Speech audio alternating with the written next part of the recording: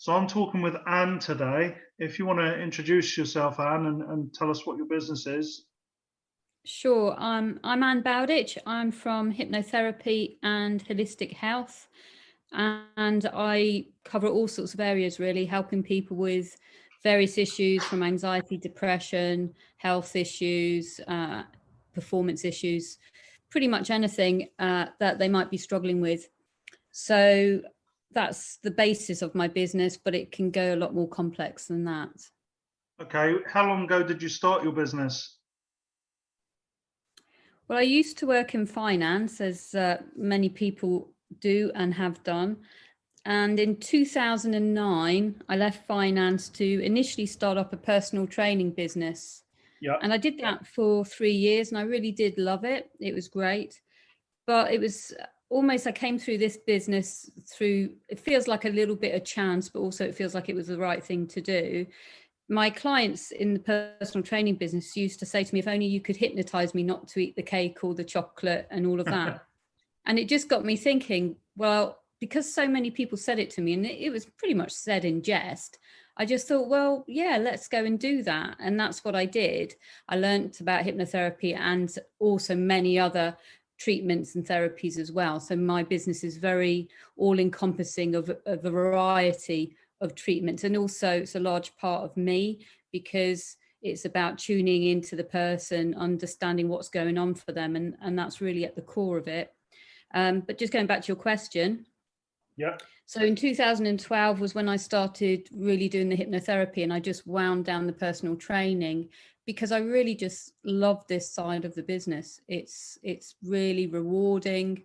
I get to meet so many different people, and the fact that I have an opportunity to help people, often in absolute dire needs, when maybe other treatments they've tried haven't worked, because I know that I'm often a last resort for people.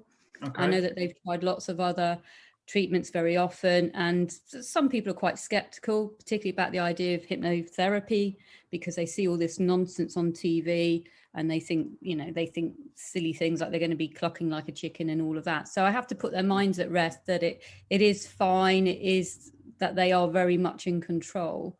But yeah, I mean, I think you know that I'm very, very passionate about what I do. It's a real pleasure and joy to be doing this. It's hard work, but it's a pleasure and a joy as well. Yeah, because haven't you actually published a couple of books as well?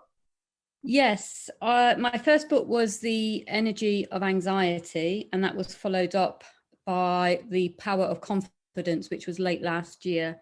And in fact, quite appropriately, my last lockdown, I called it my lockdown project, was another book which I've entitled Stresses of Modern Man. And I'm just working on the very final touches of that.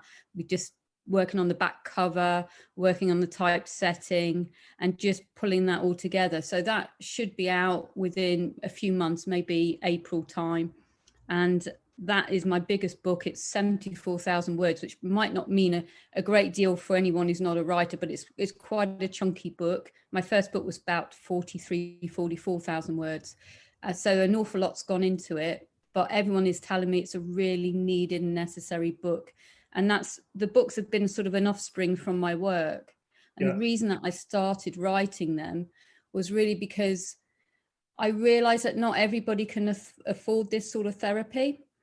And I thought it's another way of just getting some information out there to people, some techniques, and helping people gain greater insight into their well-being and can make some transformation for themselves.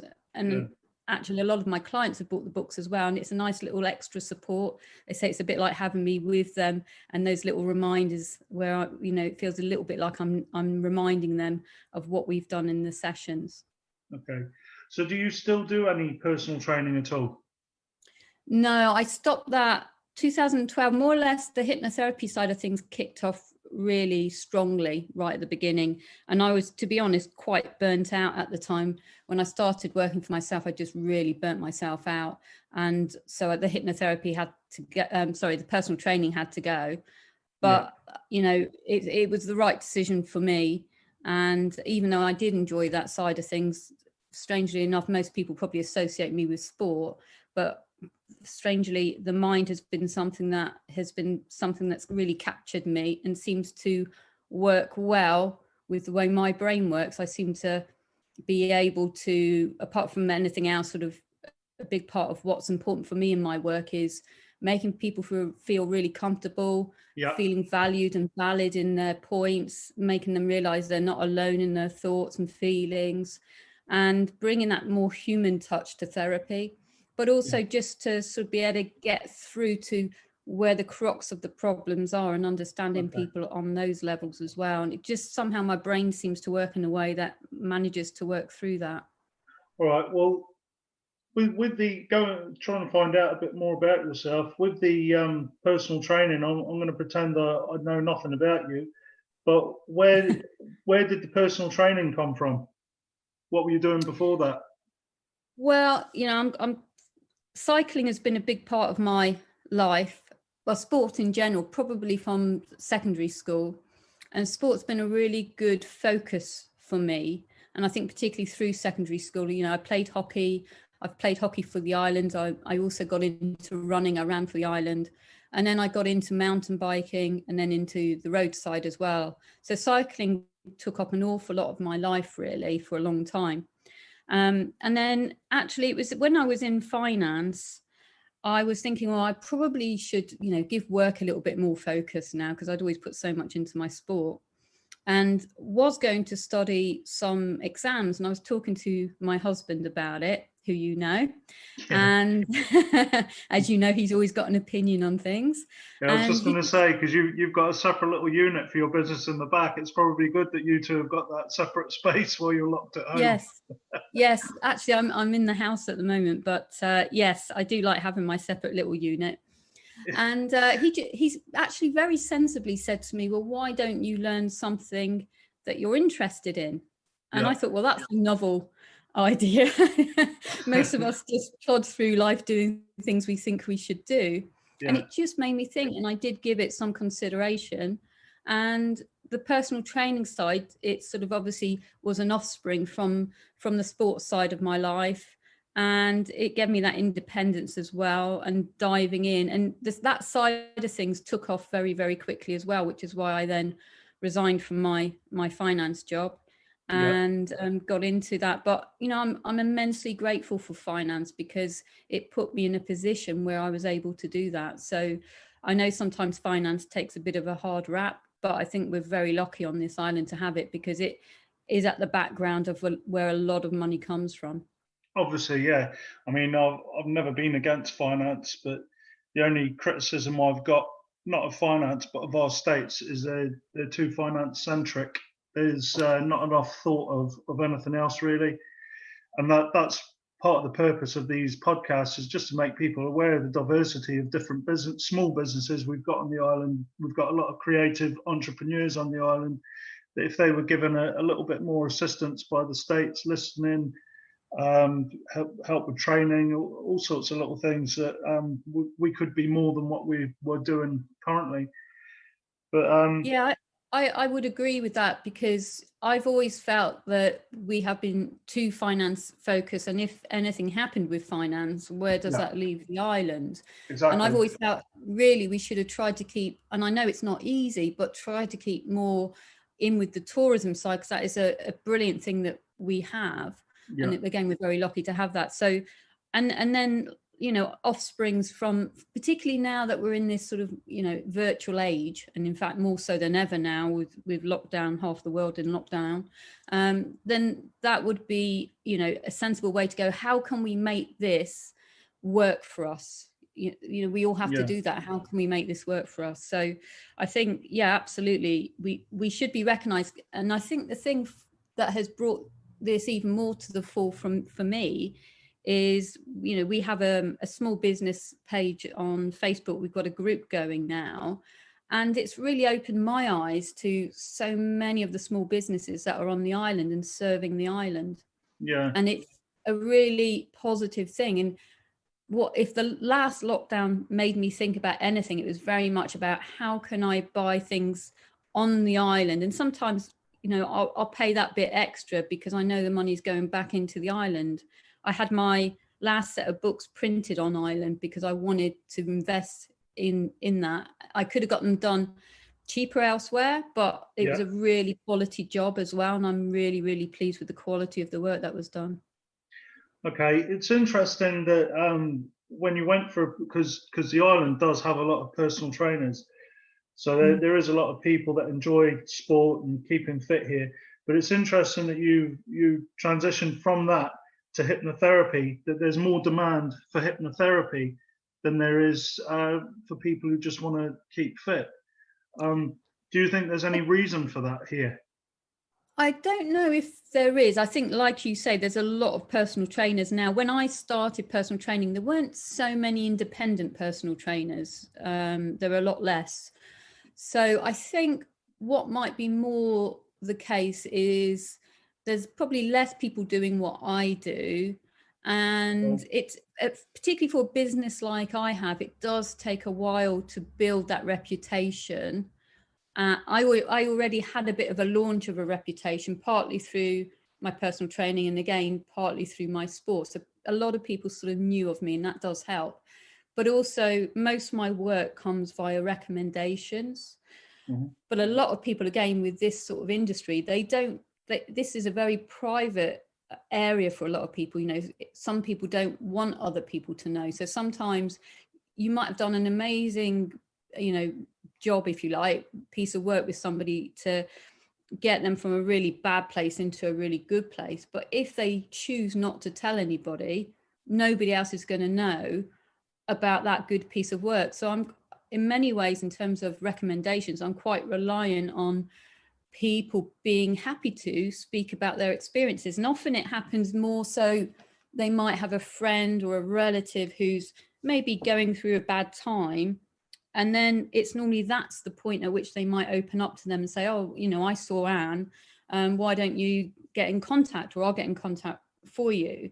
So that side of things quite slow. So I think, and as I said earlier, I think a lot of people come because to me, when they get to the point of having tried lots of other things that haven't maybe worked for them, and it's almost like, right, well, I've got nothing to lose, I'm going to give this a go.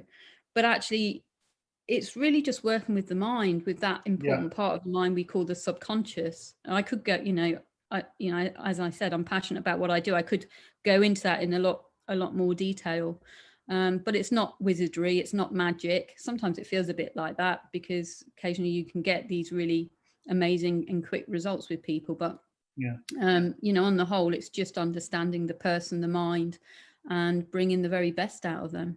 Yeah, I was listening to a TED talk the other day, a lady talking about ACEs, which is an acronym of adverse childhood experiences, which is basically kids that have faced trauma through physical, sexual abuse, neglect, all sorts of horrible things. And it's all about how the brain develops. I mean, even from like 1 to 3, the way that the networks are being made in the brain is affected by these traumas, and it can affect people's behavior and health, even heart conditions when they're older, by how their brain develops. And I was listening to it, and it says, obviously, if you can't get early intervention, once they're an adult and they're suffering from these health issues, they were saying about referrals for simple treatments like just going to bed earlier and just taking exercise and things like that. And I think that could work here. Instead of sending someone that's got mental health issues or anything like that, or rather than turn them onto drug dependency by giving them opioids or anything like that by a doctor, refer them to people like yourself for treatment to actually work on the cause of the problem rather than just sort of masking it, putting a plaster on it. Can you expand on that anymore? Yeah, absolutely. We are affected from the point of being in the womb. So, for instance, if I don't want to sort of make any mums feel bad, it's just a fact of life. If mother is stressed or ill or anything from that point, it can have an impact. And we're especially susceptible up to about the ages of 6 and 7. That's when we form most of our beliefs. So if we think, if we pick up on something, and it might on the face of it as an adult look like a very small incident. But if we form a belief then that we're not good enough, or we're ugly, or any of those things, it will have that massive knock-on effect through life. And so that's why I work with the subconscious mind, because that then is able to resolve what's gone on there and create much more positivity in the mind. So you're right. And I think, yes, I would love the States to look at what we have in terms of holistic therapies. And I know there's questions over qualifications, authenticity, and all of those things. And I know certain things would need to be put in place on that. But, some of us are getting great results, and a lot of people still don't know about what we do. And I think there is an opportunity there missed by the States to be able to refer to people like myself and other independent practitioners out there. Well, I mean, it must cost the States more to send to a doctor and then subsidise the treatments. I mean, and plus you're making people dependent on substances. You're just moving the problem from one area to another.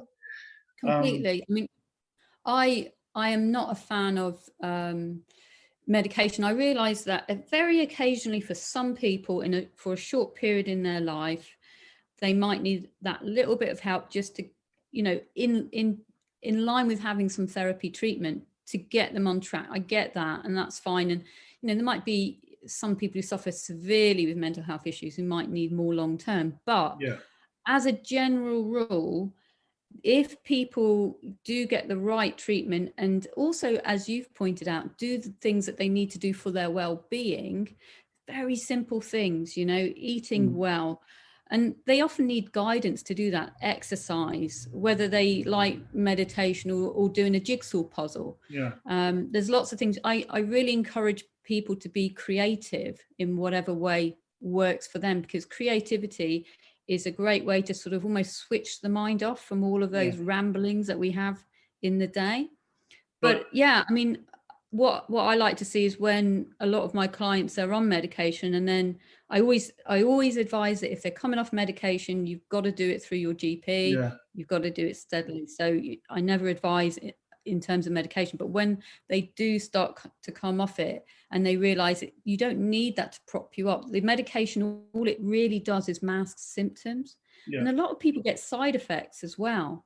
Some of them have been quite horrendous. So I think we need a different general approach to health and well-being, because many of the health issues that people have, and not just the mental side but the physical, stem from stress.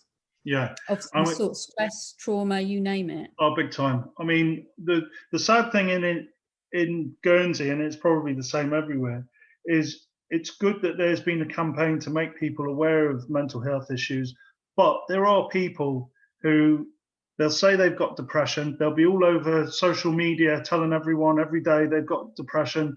I've seen depression. I mentioned this in the podcast to Sean Wilson from the Carpet Doctor, how I'd been asked to go and take a team of blokes to a flat and empty it, because this guy, the way he was living, basically he's just living in his own mess. Nothing was getting taken out of the flat. That's real depression. This guy wasn't on Facebook telling people what his life was like. That's real depression. And it's sad that people exploit it, but that's where they need proper assessments, and the same with anxiety as well. But that's what real anxiety, real depression does to people. It's not being on Facebook every 5 seconds telling everyone what's happening in your life, and that's a big part of actual that can cause problems in people, is the amount of time that they're spending on social media. I'm bad for it myself, but I'm not telling people that I'm suffering from depression or anxiety. I think social media is definitely an issue in itself, because you messaged me or last night about doing this, and I had to apologize to you this morning, didn't I? Because I said to you, sorry, my phone's off at 8 o'clock at night.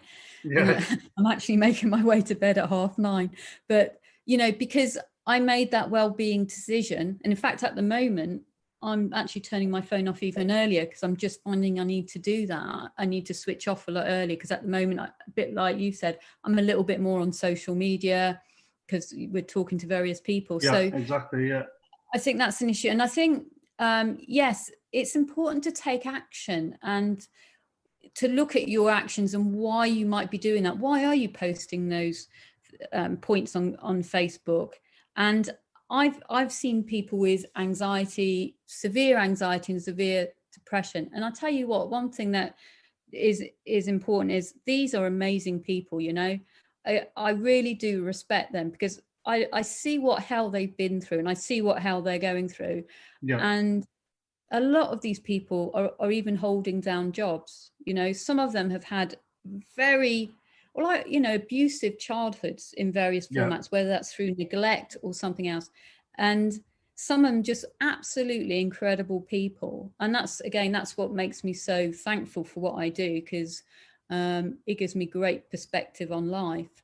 So I think the important thing is, you know, a message then to anybody who might be suffering from any issues such as anxiety, depression, whether it could be self-harm, OCD, there's, you know, there's a whole raft, you know, and addiction as well, is do something, take some action that's going to help you. Don't just sit in that place. You know, it might be where you get a book that is some sort of book that might help you understand yourself better. It might be that you go onto YouTube and you find some positive videos. If that's the first step that you want to take, then that's great. Or it might be you actually get yourself out there in the fresh air, because that in itself really, really helps. But don't be walking around with your head in your phone. You know, Exactly. put your phone away or leave it at home. Yeah, social media is a really useful resource for contacting people, for reaching people, for business, for sharing things like this. But it's a time vampire, and it just sucks so much time out of your day, and you get nothing done. I'm going to try and make a point to actually get out and have a walk today. I've actually not been able to, because I can't. As soon as I put some shoes on at the moment, I've got an ingrown toenail, which is agony.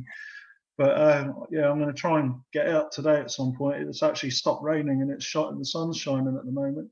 But like you say, that's what people need to do, is just do more positive things. Go to bed a bit earlier, close Facebook down, stop messaging everyone, and just get out there and do some things. The thing is, social media in itself doesn't have the controls that we need as human beings. So we have to set our own boundaries, you know. So like when I'm doing my writing, I can easily get distracted, particularly by Twitter. And so what I'll do is I'll often just close them all down, you know, and I'll just away from the phone, or switch all notifications off, and I'll just crack on. And sometimes you've got to do that. And like I say, it's not always got to be something that's really complex. For instance, one of my male clients who was sort of suffering anxiety, one of the things I got him to do was to do jigsaw puzzles. Now, at first, he said he always felt you should be doing something else, you know, because you always feel you've got to be doing something productive. And I'm very much like that as well. But actually, after a while, he started to quite enjoy doing the jigsaw puzzles, almost got quite absorbed in them. And they helped him. So don't sort of underestimate the benefit, but don't just give something a go for 5 or 10 minutes. Give it at least a couple of weeks to see, you know, how it's making you feeling, because you're not necessarily going to appreciate it at first, because it might feel strange. But as it starts to feel more normal, then over time you're going to reap the rewards, and then think, well, what else can I do that's good for me? I'll drink a bit more water, I'll cut down on caffeine, or I'll knock back the alcohol, you know, and just take little steps. You don't have to change everything that you're doing all in one go. And I think that's sometimes what people fear, is that everything's going to be taken away. And we're not looking for perfection. It's just about changes, you know, that get you to feel better.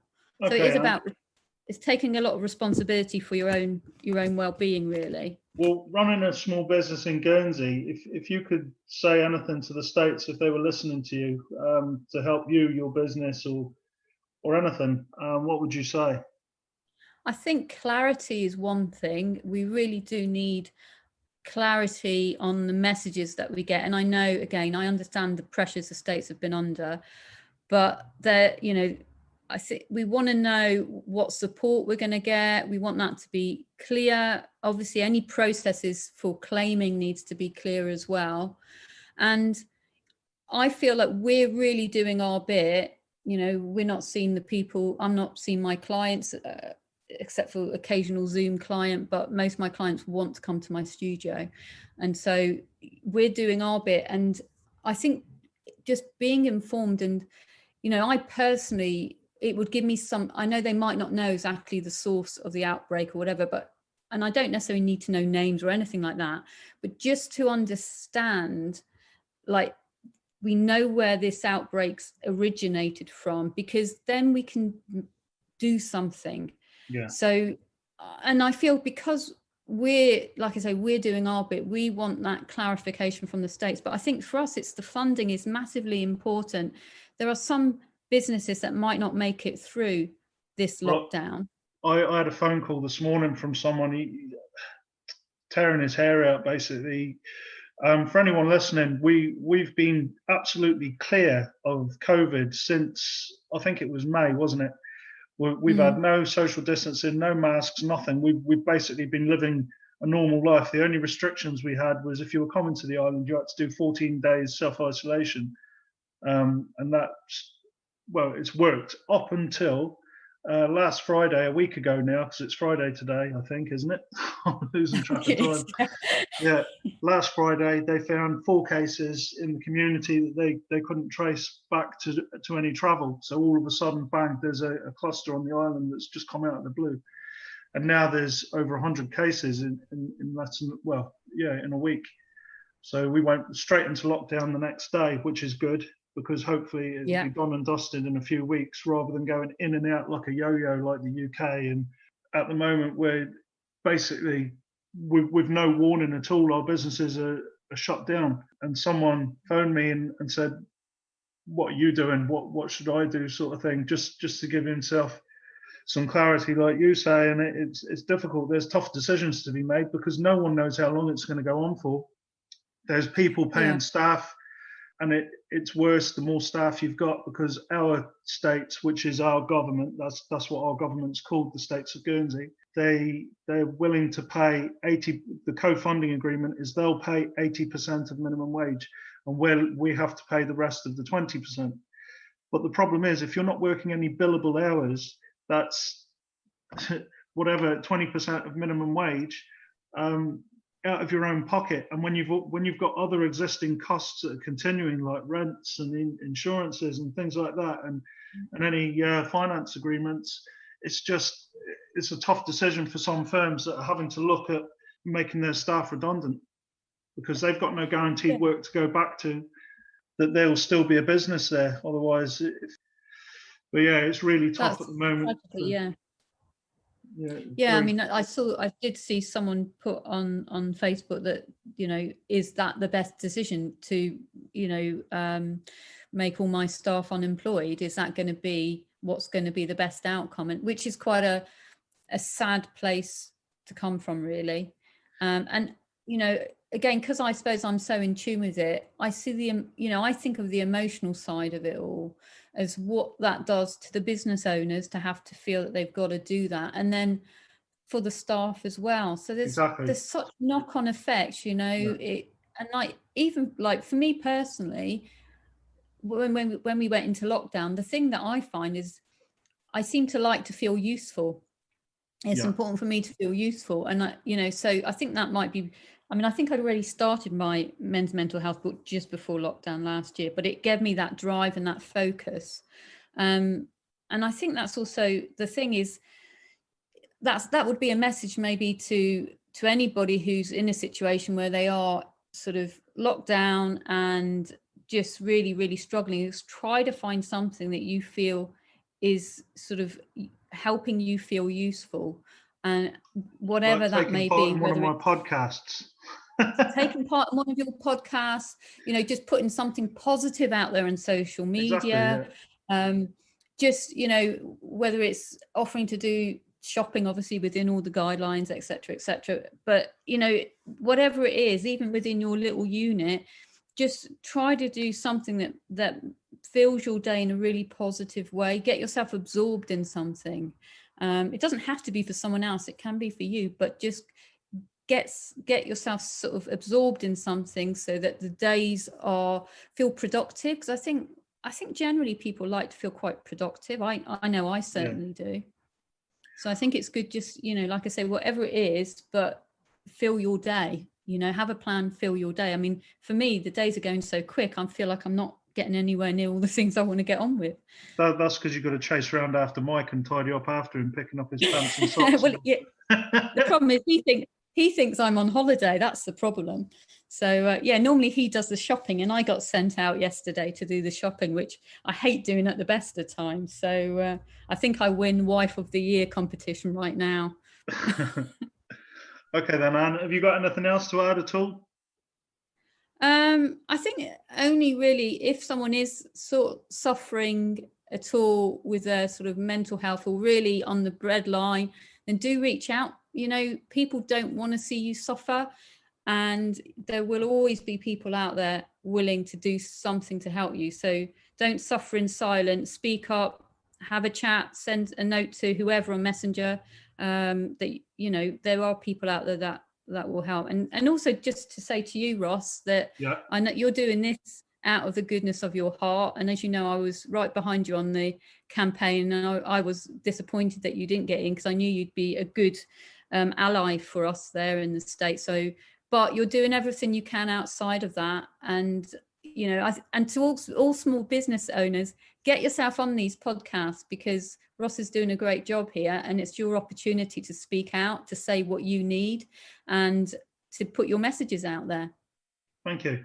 Okay, Anne, we'll wrap it up now. All right. Well, hopefully this lockdown doesn't last too much longer. They've said an initial 2 weeks, but it's probably looking like it's going to be longer than that. But I think longer. Yeah. But yeah, hopefully we're all back trading soon, and thanks for your time. I appreciate it. Pleasure. Take care, eh? Right. Cheers. Bye-bye.